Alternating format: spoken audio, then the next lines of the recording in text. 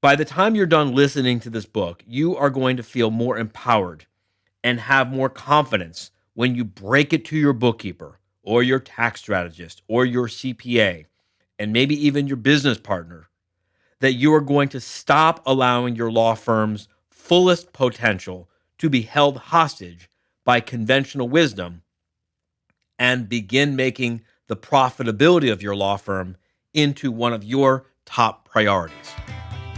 While RJon was away, Team RJon came to play. Well, the cat's out of the bag now, folks, but we're still here bringing you our favorite and most importantly, actionable insights to RJon's newest book, Profit First for Lawyers. We're going to help you accelerate your law firm's growth so that you can experience more profit in every aspect of your life.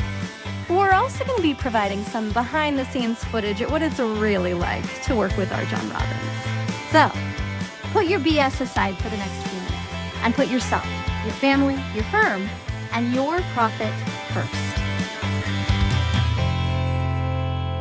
Welcome back to another episode of the Profit First for Lawyers podcast. I'm your host, Carly, and today, you asked for it, you got it. Joined in the studio once again is the effervescent and what term did you use, Raul? Spicy? Raul, welcome back to the studio. Thank you very much for having me. I would like a log of everyone who requested me back because I believe that is grade A RJon bullshit right there. I got a special call after your last episode from RJon himself, who said that Taye, his son, was listening to our episode last time, and he said he wanted more of your voice, Raul. Oh, well then this episode goes out to Taye, who requested this voice return once again. Oh, I am so happy to have you back, Raul. If there are those listening or watching who have absolutely no clue what we're talking about, Raul did an episode on killing your ego. And honestly, it was a fantastic episode. That was the episode where we announced the big surprise to RJon and told him, hey, guess what? You have a podcast. So if you haven't seen that one yet, I promise that was super entertaining. You won't want to miss it. Okay, Raul, so since that happened, what is different for you on Team RJon? What are you working on these days? I would say my ego was already pretty dead before that episode, but I would say as everyone on Team RJon probably experiences, jobs change and tasks change, and our motto, if we were a Game of Thrones house, our house words would be pivot. So just a lot of pivoting, a lot of new projects, exciting things in the works for people who are listening to this podcast. That is about all we will say on that front, but a whole lot of cool things going on behind the scenes. Yes. And I am really excited for the time when we get to announce some of those really cool things coming down the pipeline. But in the meantime, listeners at home or in the car or wherever you are, consider that your vague book post for the day. All right, Raul, so you are officially back. I've been asking a question of the rest of Team RJon who's been returning, and I really am pretty curious to hear what your answer is to this one. So here we go. What's a bit of profitable advice that you yourself have followed in the last year? So you brought this question up, and of course, my mind is just like, oh, I have to have something extremely profound. I have to have something that people have never heard before, but I couldn't for the life of me pull anything up. And the more I thought about it, I was like, oh, well, the thing I have implemented, thanks to therapy, shout out to Giselle, my lovely therapist, is not really an extremely profound or really different piece of advice, but it is something I think we all hear, but we never truly implement, or I don't want to speak in absolutes that we never truly implement, but it's difficult to, which is just the simple lesson of learning when to say no to people and when to establish boundaries and uphold those boundaries, regardless of how uncomfortable it may be to yourself or the person who you're drawing the boundary with, to do so. Ooh, that's interesting, Raul. So talk a little bit about that. What does that mean in your life as far as establishing boundaries? How is that different from the way you used to approach life or work, I'm assuming, right? So it was definitely obviously started first with life ever since I was a kid. Definitely somebody who was always willing to help others out. Family members needed assistance. I would be the first person to go, even if I had other things to do or other things I just wanted to do, maybe not responsibilities, but personal projects, that sort of thing. And then that kind of bled over into work where it gets a little bit more nebulous, I guess, because you're working for a paycheck. So you have this drive that like, oh, well, my boss asked for something or my coworker asked for something. I have to go and do this. I have to push forward with this initiative, or even if it's on the weekend, even if it's on this sort of thing, even though it's just a question.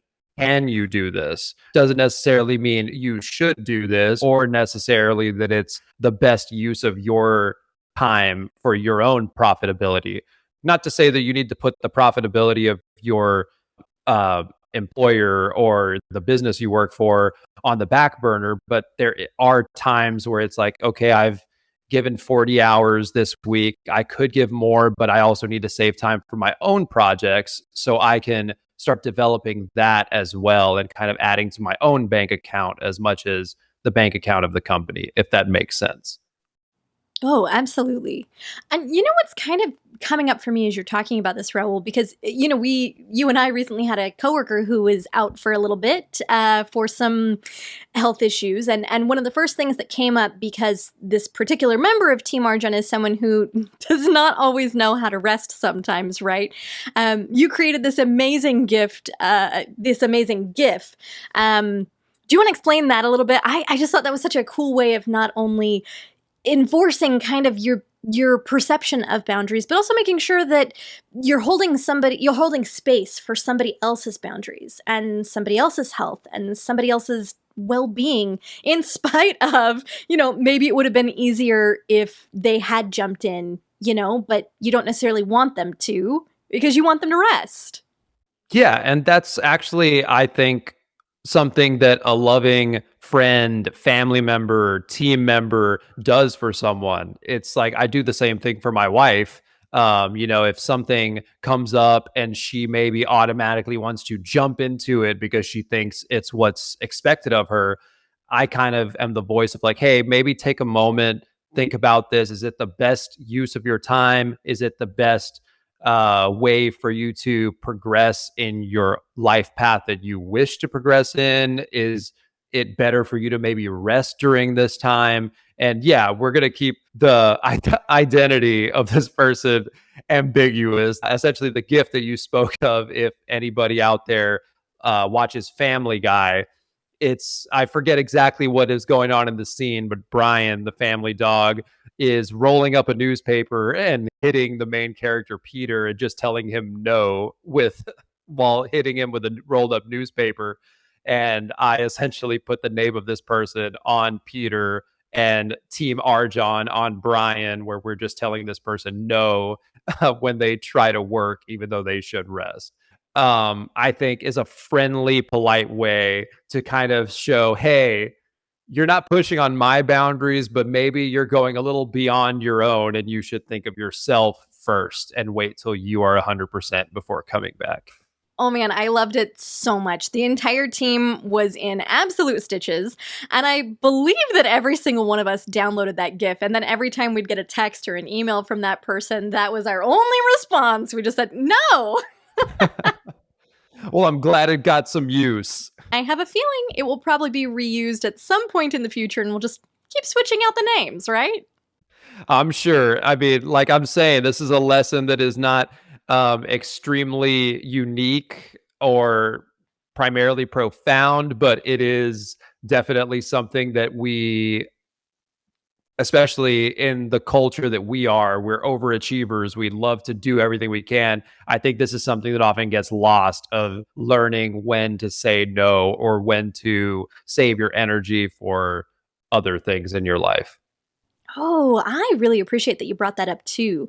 Because I do think sometimes as high performers, the expectation is that you're going to work until 3 a.m. or that you don't say no to anything, right? Like you just go, go, go, go, go. It's almost like there's a perception of robots when you're on a team of high performers, right? And I can tell you that this profitable bit of advice or life change that you've implemented in the last year has really been of value to Team RJon in general, because when you hold your boundaries, it kind of gives permission for everybody else to hold their boundaries as well. And I think as a team, it kind of gives everybody an opportunity to like dive in if there's a need for additional collaboration or that can help moving the needle without needing somebody on the team to sacrifice their time or their sleep or mental health or physical health, whatever. You know what I mean? Like you're saying that it's not a very profound thing, and maybe it's fairly common knowledge, but also how many people do you know that actually follow this, you know? No, definitely. And it's one of those things, like you said, it's common sense, but most of the time we don't have the common sense to follow common sense. And I love that you brought up like it giving the rest of the team the kind of I don't know what you would say, but the grounds to kind of take back that boundary for yourselves. And we not only do it that way in Team RJon, but we also help each other out to where we all, when we could say no, say yes, so we could help somebody else say no, if that makes sense. Like, whereas like if you are, I know during Profit First for Lawyers, the book launch, I mean, a lot of stuff was getting thrown on your plate, and you must have built some intense muscles in your arms from carrying all that weight. But there was times where we could have just sat back and let you work until midnight, 2 a.m., maybe give up some dinner time with your daughter or a movie night or something. But the team coming together is like, well, we could just say no and be assholes and go do our own thing, or we could say yes collectively, knock this out in a fraction of the time, and then allow ourselves to move forward and actually live the life we want to live, knowing that we helped our team member, and also in the back of our head knowing that that will come around to us if we ever need that as well. Oh, absolutely. And I love that you brought up the book itself, because that was my first big solo project as a member of Team RJon. And you killed it. Oh man, thank you. Oh, that makes my whole day. But you know what it did? It had kind of a mindset shift for me when I realized, you know what, being the owner of the project doesn't necessarily mean that everything has to get done by me. And this is kind of the benefit of working on a team, I think. And I really absolutely love that. Okay, so we've talked a little bit about boundaries in the workplace, and I know that the particular clip that you chose for today from RJon in the studio, it does touch on this a little bit. Do you want to introduce this clip? Yeah, so while it doesn't apply directly to someone like you or I, they're talking about CPAs and bookkeepers and whatnot. I think the central theme is knowing when to set boundaries or when to say no. In this case, RJon is talking about saying no to conventional wisdom in that realm and kind of applying the profit first principles, which are in some ways directly opposed to conventional wisdom. So I think that is kind of setting your own boundary of this is what has been done, but I'm not going to let this dictate the way I live just because it has been done before. If I could go off on a small tangent, it's kind of like a story that RJon told at this previous live quarterly meeting. For more information on live quarterly meetings, please head over to howtomanage.asmalllawfirm.com. It was a story that he had brought up, and like on the PowerPoint slide, he had a picture of a space shuttle right next to a picture of two horses. And he was like, what do these have in common? And he essentially had this story of why is the space shuttle the width that it is? It's like, oh, it's the width that it is because of the width of the opening of railroad tunnels, because they have to transport the parts and it has to fit through railroad tunnels. Well, why is the railroad tunnel that thick? Because of the width of a train. Width of a train is that way because of the width of the tracks. Width of the tracks is that way because of the width or the distance between two wheels on a carriage, and the wheels of a carriage are that distance because it's the width of two horses' asses. So we're building our space shuttles because of this like formula that we've been following, that like, oh, well, it has to be this way because it's always been this way, when we could be questioning how could we do it now because it's no longer that way. So that's kind of what I get there. It's not necessarily directly about saying no or setting boundaries, but it's more about questioning how things have been done and if boundaries need to be set or if no has to be said to conventional wisdom in order to grow into something better. Ooh, good tangent, Raul. Okay, well, let's take a look. Let's roll the clip. By the time you're done listening to this book, you are going to feel more empowered and have more confidence when you break it to your bookkeeper or your tax strategist or your CPA and maybe even your business partner that you are going to stop allowing your law firm's fullest potential to be held hostage by conventional wisdom and begin making the profitability of your law firm into one of your top priorities. Now, to be fair, implementing profit first for small law firms isn't as convenient or as familiar for a bookkeeper, a tax strategist, or a CPA as not implementing profit first. So you've got to decide what's more important for you: the comfort and convenience of your professional advisors who you pay money to, or the profitability of your business. Now, keep in mind, the profitability of your business benefits your law firm's clients, its staff, your family, and a lot of other people who have a lot riding on the profitability of your law firm, not least of whom are the professional advisors who are letting you squander your profits. So what's it going to be? The profitability of your law firm or their comfort? I see where you were going with that one. Okay. Do you want to expound a little bit on this clip and how you think that it kind of connects? Yeah. So, as I had mentioned before the clip rolled, I don't think you and I can level with it on this in the sense of bookkeeping, CPAs, that sort of thing. But if you apply those principles to our own lives, like the comfort of others, we don't want to disappoint them by telling them no or going against whatever wisdom they give us. So we just do it to be nice, knowing that that's not what we want to do. And in turn, sacrifice our own peace, our own happiness, our own time to something that we know is not in our best interest. So I think that is what he's talking about in this clip. And I kind of took notes as well, where it's like you said, the comfort of others versus the profit you want in your life. And that could be anything, as RJon talks about pretty much anytime he gets a chance to, that profit isn't just financial. It could be personal, it could be professional. It's whatever value you seek in your own life. And sometimes that could be, in the case of our team member that we did not disclose the name, time to rest and recuperate. It could be time with your family. It could be time spent on your own personal projects. It could be time making art or music, or even just developing your own business. And if you apply all this time to something else that you don't believe in or you shouldn't be, then all it's doing is really just sapping energy that could have been used elsewhere for much better ends. Oh, man, Raul, and you said it wasn't profound. I try.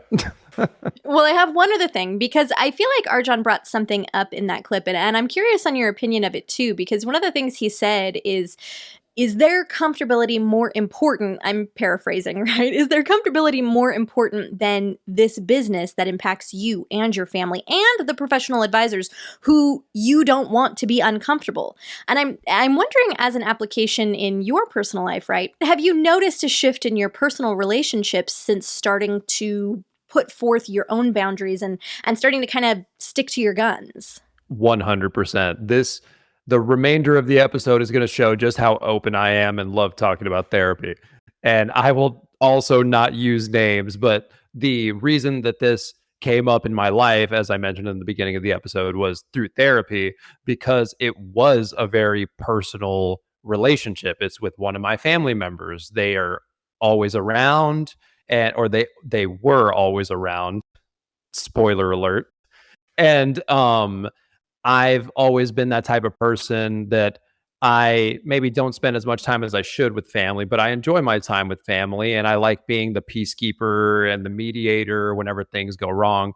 Over the years, I'm sure, like many other people out there, I've had family members pass away more than I care to think about. And with death comes like fragmenting of family units, and everybody just kind of goes their own way. Certain cornerstones of family are no longer there to hold it together. So I kind of take it upon myself to like, oh, well, if something comes up and kind of disturbs the peace, I want to keep that peace because I want to keep everyone together. And this one particular family member, I knew it in my heart that they were volatile, could be very toxic. And when they were in good spirits, it was awesome. But when they had their bad days, it was devastating. And there were a couple of blow ups that resulted in essentially them coming at my wife and, negatively, verbally abusive, that sort of thing.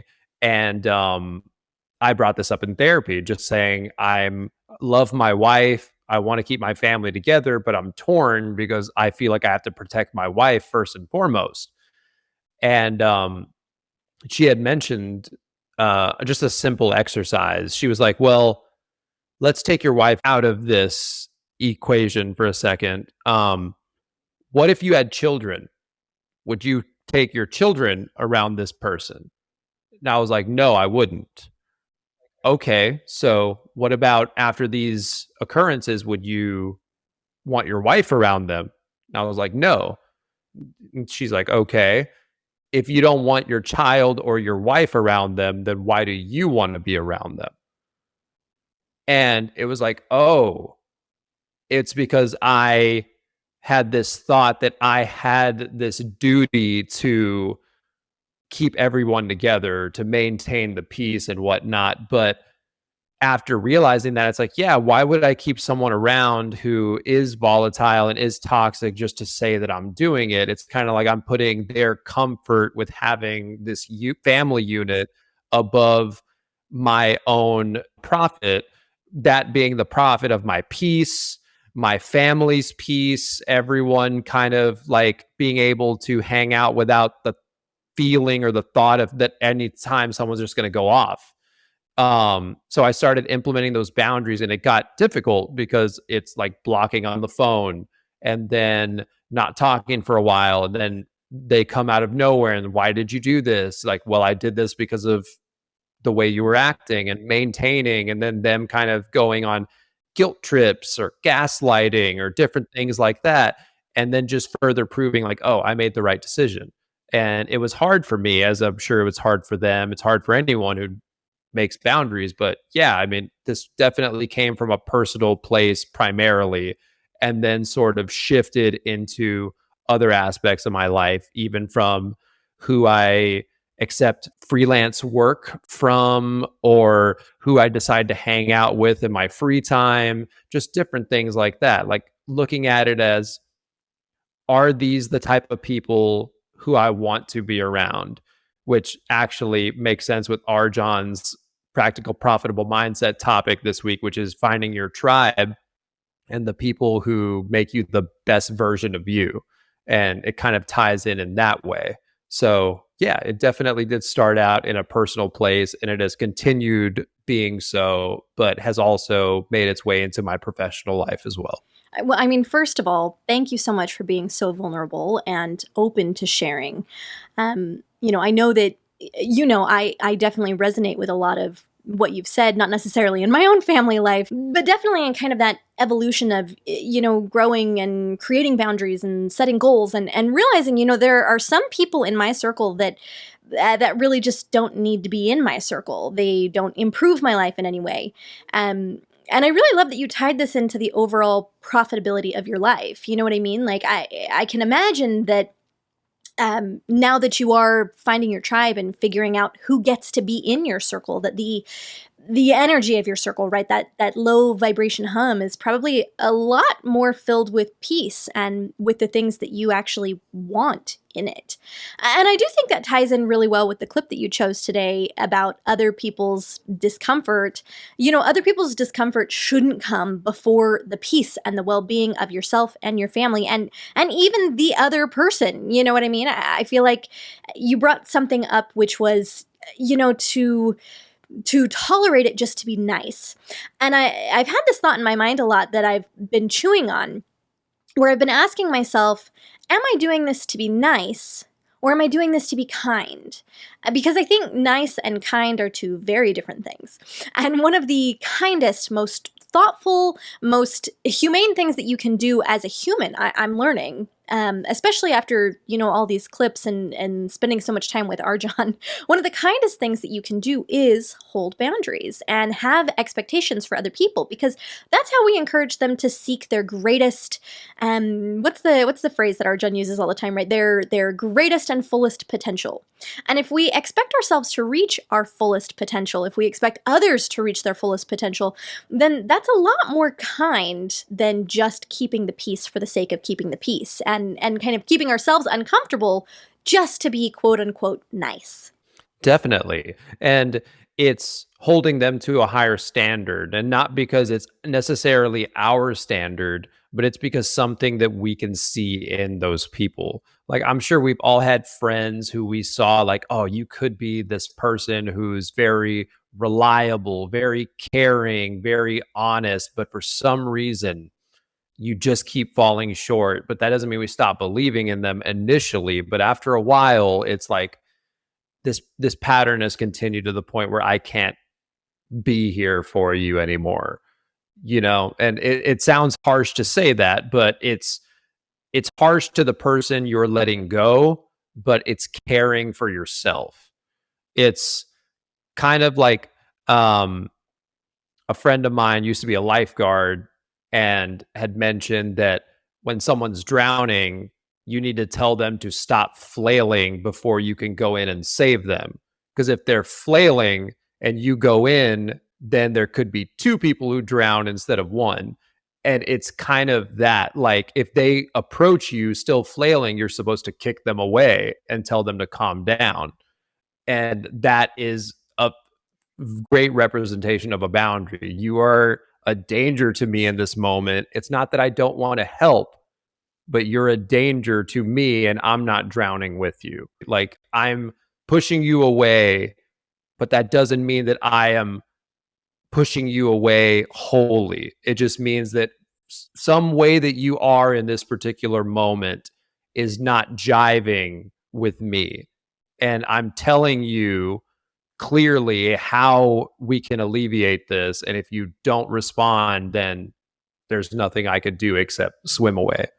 Ooh. Oh, that literally gave me goosebumps, Raul. I love that explanation. Wow. Okay, I got a lot out of this today. Thank you so much for coming on and for bearing your heart and your soul. And shout out to all the therapists out there on that personal growth mindset, right? Like, it really is just a better way to live. It definitely is. And it's not always easy. It's not always comfortable, but it is kind of doing the uncomfortable thing so you can profit in ways that you should in your life, and not putting other people's happiness or comfort ahead of yourself or your family. Hear, hear, Raul. God, I love that so much. Well, thank you so much again. I really appreciate you being on today.